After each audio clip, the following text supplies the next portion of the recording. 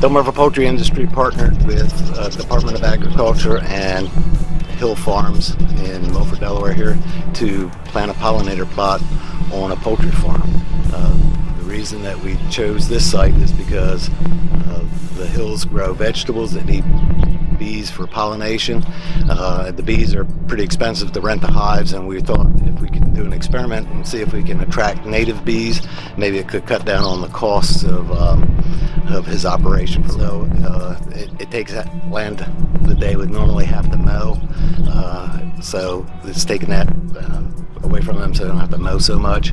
Saves on gas, saves on carbon emissions. This is the first of its kind here.